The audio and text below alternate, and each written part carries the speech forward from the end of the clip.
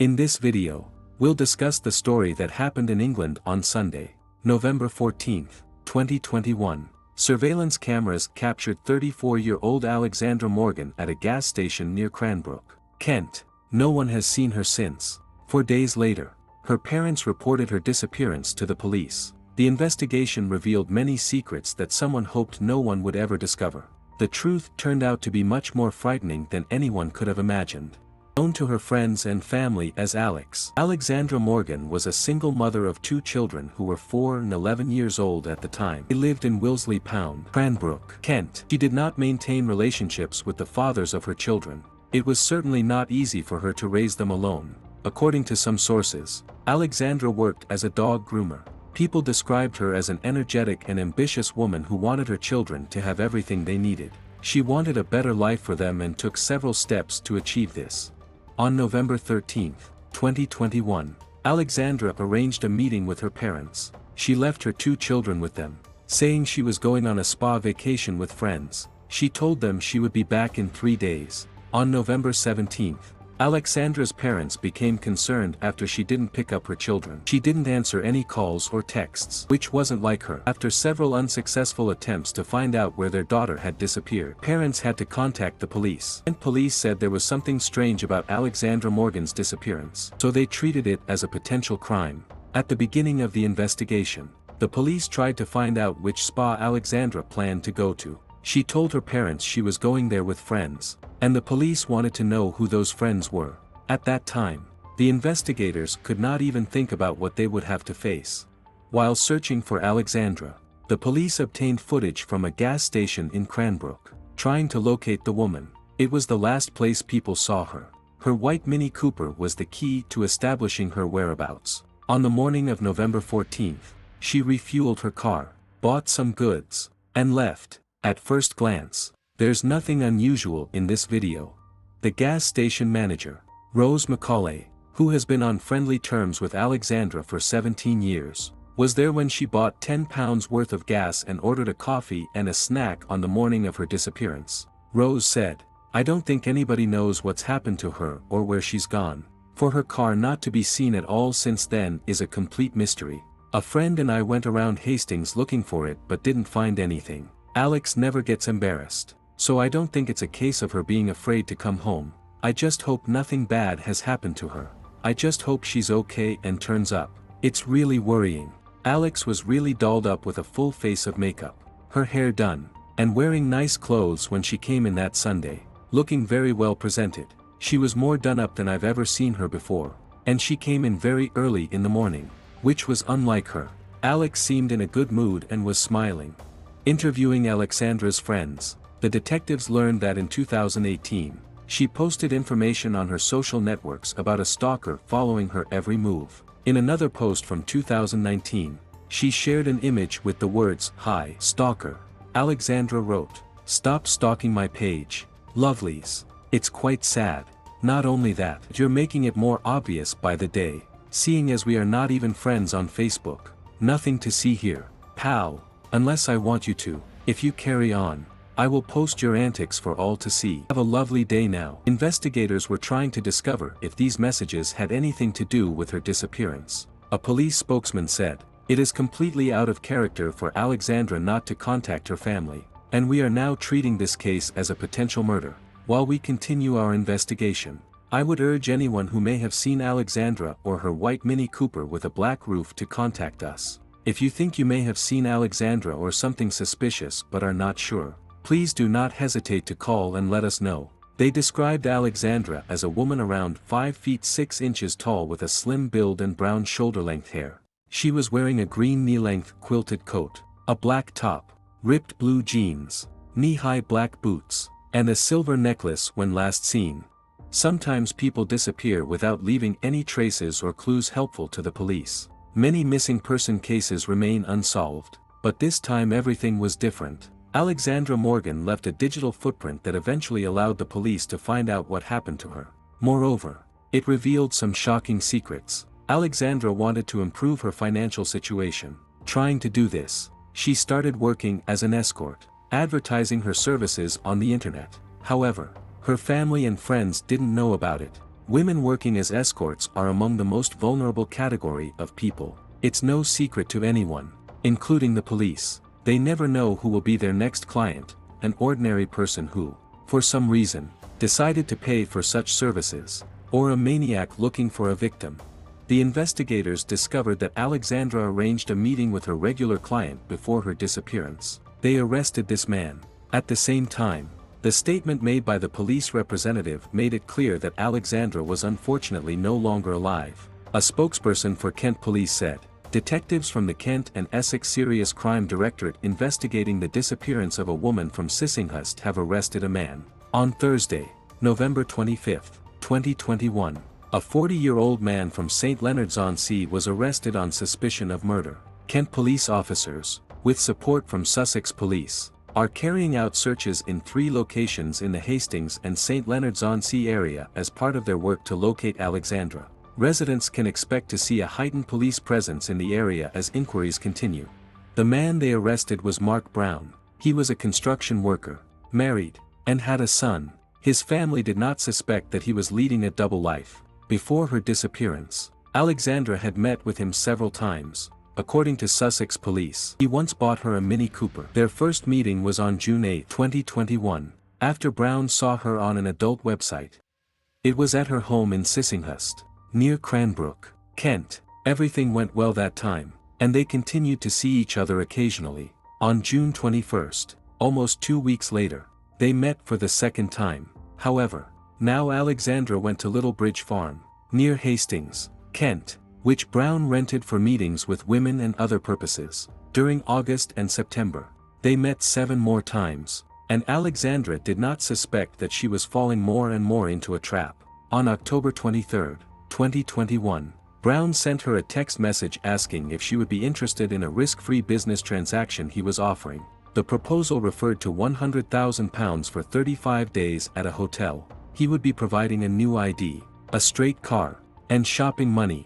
All he needed her to do was go out for a cigarette, bag up cash, and buy some things, testament to her character. Online searches made by Alexandra after this proposal showed that she was keen to better the lives of her children. One of these searches was minimum deposit for a house. A selection of other searches showed Alexandra's intention to form new businesses with the money she would make. Among the internet searches made were, "How much can you earn running a sunbed shop UK?" and "How much tax would I pay on £100,000? When Alexandra told her parents about going to the spa with her friends, she was actually planning to meet Mark Brown at the farm. She left the house on November 14, and CCTV footage captured her buying gas in Cranbrook at 7:20 a.m. She arrived at Little Bridge Farm around 8 a.m. 3 days later, on November 17, Brown moved Alexandra's car to Holmhurst Lane, St. Leonards, having previously switched her license plate with a fake one. On November 18, Alexandra's mother went to the police after her daughter did not pick up the children and stopped answering calls and texts. On November 23, the police found CCTV footage showing Alexandra's car following Brown's Jaguar on the road to Little Bridge Farm. Kent police blocked access to the farm and started asking Brown questions. He admitted that he had met with Alexandra. However, he said she left after 45 minutes. He said the police could take his fingerprints and a DNA sample. 2 days later, on November 25, they arrested Brown as the main suspect in the Alexandra Morgan case. But before we continue and before I tell you what happened to her, we need to go back to when Alexandra didn't know Mark Brown yet. Leah Ware was a 33-year-old mother of 3. However, she did not have custody of her children. Leah was an animal lover devoted to her horse, 3 goats, and 2 dogs, a mastiff called Duke and a Pomeranian named Lady. Leah had come to know Mark Brown on March 25, 2018, when he reached out to her on an escort website where she advertised her services. It was the same website where Brown would meet Alexandra Morgan a few years later. By the end of 2018, Brown and Ware had started dating and renting an apartment together. When the lease expired 6 months later, she moved into Brown's yard at Little Bridge Farm, where she lived in a shipping container. Brown described their relationship as a roller coaster. As it became known, Leah led a chaotic lifestyle. She was a benefit claimant and received weekly payments into her account, which were often withdrawn for her by Brown. She did have a history of illegal substance use and mental health issues. Yet many people said she was working hard to get custody of her children. When describing her daughter, Leah's mom said she was an angel. Really, she added that though Leah was never fond of school, she had always preferred her animals. Brown and Ware's relationship lasted 3 years before she disappeared without a trace. In May 2021, Leah spent the evening of May 5 and the early hours of May 6 with a friend and convicted dealer of illegal substances, Jack Tyler. They took those substances together that evening.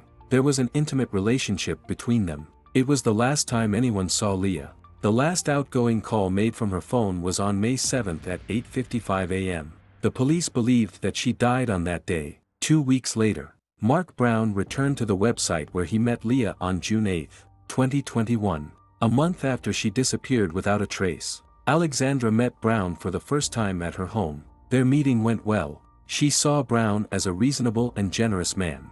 But Alexandra had no idea that just a month ago another woman who was in a relationship with Brown had disappeared without a trace. During the investigation, the detectives found very revealing messages sent by Brown. He wrote them to his high school girlfriend 5 days after he met Alexandra Morgan. However, these messages were not about Alexandra.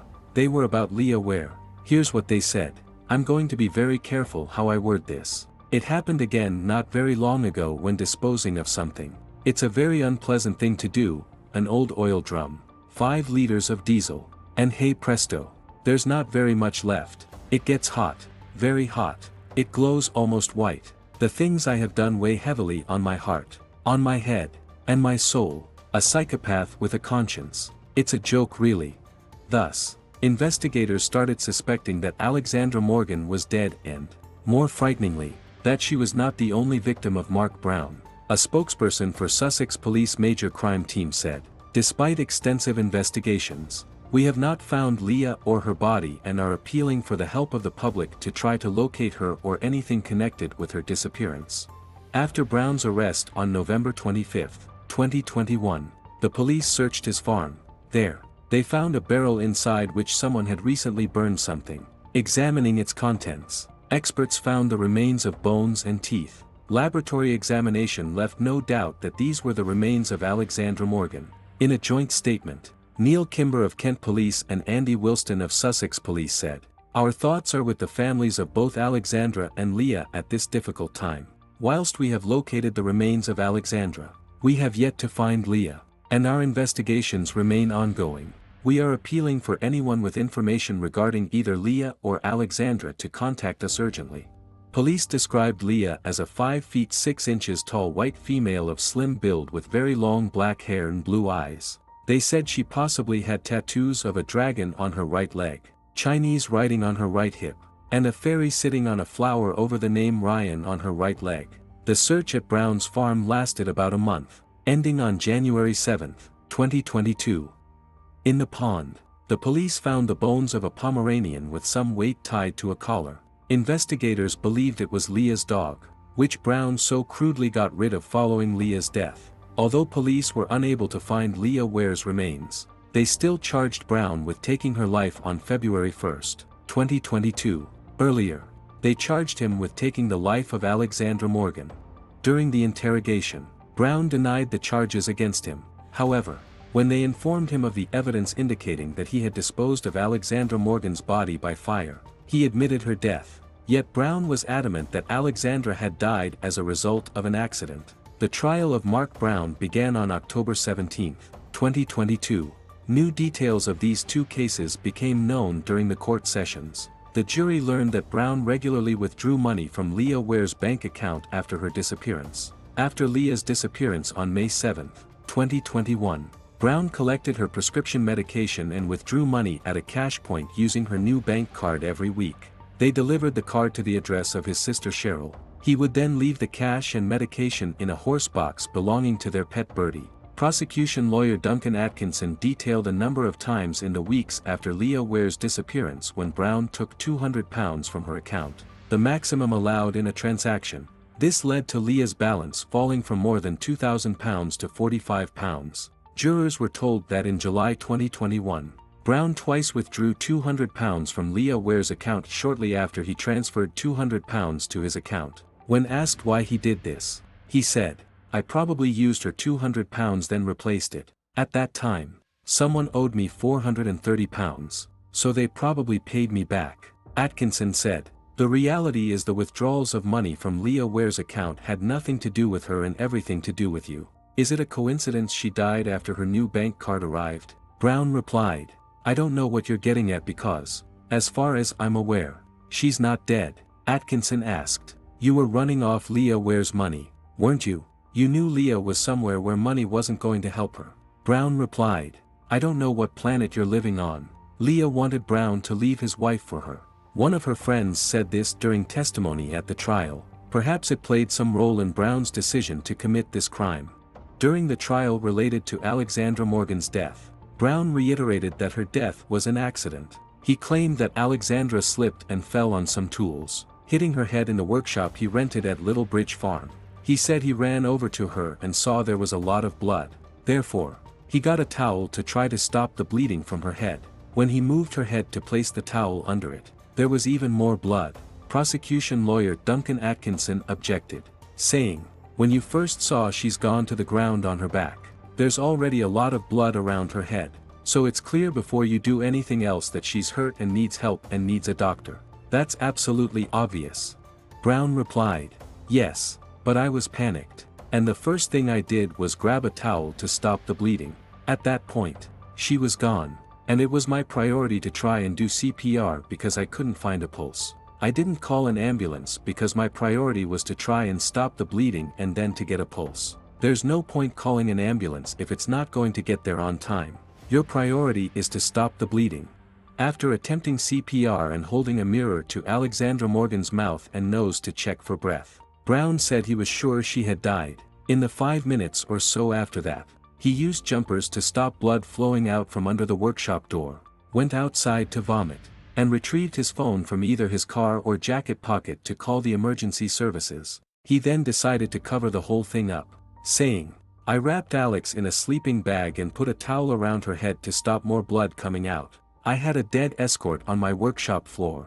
What would it look like? How would I prove she had an accident? It was a stupid thing to do. It was the worst mistake I ever made in my life." Brown then decided to dispose of Alexandra's body using an incinerator he had fashioned out of an old oil drum earlier that year and used regularly to burn waste. He said, "I'd heard urban legends about people burning bodies, and I didn't want anyone to come across a body dumped somewhere." Thus, Brown claimed that he had nothing to do with the disappearance of Leah Ware and believed that she was alive and Alexandra's death was allegedly an accident. However, during the trial, the court heard the testimony of Brown's boss, Alan D.S. The man said Brown warned him that the police might come for him and arrest him. This conversation took place on November 24th. When D.S. asked what the police might arrest him for, Brown replied, "For a double murder." This was a crucial point. With this answer, Brown indirectly admitted that Leah Ware was dead and that Alexandra Morgan did not die as a result of an accident. However, Brown denied saying such words. He said, "No, I said I'm going away for 25 to life. I don't know where he got double from. I said I would be arrested for one murder. I didn't say double." Atkinson said, "When asked who have you killed, the answer should have been no one." Brown replied, "It should have been yes, but that's not what I thought was going to happen. I can't prove I didn't kill Alex and I didn't think anyone would believe me. That's why I did what I did. They were both mothers, daughters, and much more to their family and friends, and both lost their lives in the cruelest of ways. Both fell into the trap of an evil maniac. They left behind children and devastated families." Throughout the murder trial at the Crown Court, jurors learned about the lives of both Leah Ware and Alexandra Morgan, from their upbringings to their children and relationships, their work, and their passions. Jurors also heard attempts from Brown to, as the prosecutor once put it, blacken their names, painting a false picture of the women. The memories of Leah Ware and Alexandra Morgan smiling and enjoying life should be what people remember about them. Both deserve to remain in the memories of their loved ones for their numerous qualities. On January 13, 2023, the court sentenced Mark Brown to 2 life sentences. He will be able to apply for parole in 49 years. Judge Hilliard, who sentenced Brown in his absence after he refused to come to the court, said, "No sentence I pass is any measure of the lives lost. Nothing can put right what the defendant has done. That is not possible. His conscience is untroubled by what he has done.